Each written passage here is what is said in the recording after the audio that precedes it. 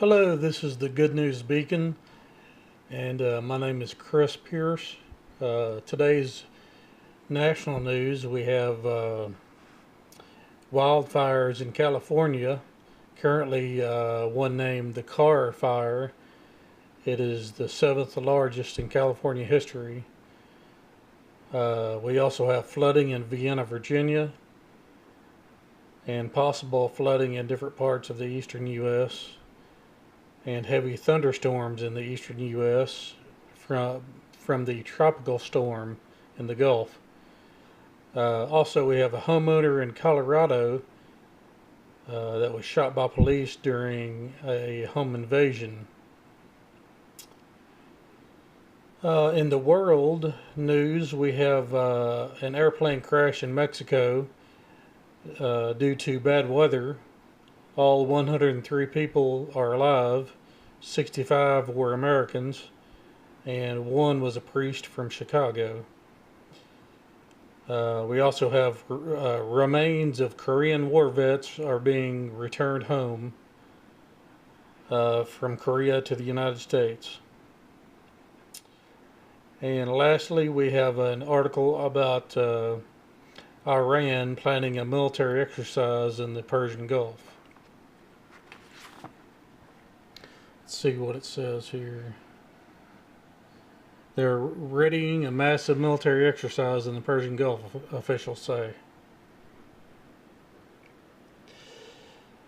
Iran's Islamic Revolutionary Guard is expected to soon begin a major naval exercise that could demonstrate its ability to shut down the Strait of Hormuz, a crucial conduit for global energy supplies, officials say. The exercise in the Persian Gulf could begin as soon as the next 2 days, according to two U.S. officials directly familiar with the latest assessment of the Revolutionary Guard's troop movements. We are aware of the increase in Iranian naval operations within the Arabian Gulf, Strait of Hormuz, and Gulf of Oman. We are monitoring it closely and will continue to work with our partners to ensure freedom of navigation and free flow of commerce in international waterways. Captain William Urban, Chief Spokesman for the U.S. Central Command. The Strait of Hormuz links the Persian Gulf to the Arabian Sea. The U.S. Energy Information Administration calls it the world's most important oil transit choke point, with 20% of oil traded worldwide moving through the waterway, which is about 30 miles wide at its narrowest point. While the U.S. sees no immediate signs of hostile intent from Iran, the Islamic Revolutionary Guard's show of force has U.S. military intelligence deeply concerned for three fundamental reasons, according to officials. The exercise comes as rhetoric from the IRGC towards the U.S. has accelerated in recent days. It appears the IRGC is ramping up for a larger exercise this year than similar efforts in the past. The timing is unusual. These types of IRGC exercises typically happen much later in the year. As of now, the U.S. assesses the IRGC has assembled a fleet of more than 100 boats, many of them small, fast-moving vessels. It's expected Iranian air and ground assets, including coastal defensive missile batteries, could be involved. Hundreds of Iranian troops are expected to participate, and some regular Iranian forces could be involved as well. The IRGC exercise comes as the U.S.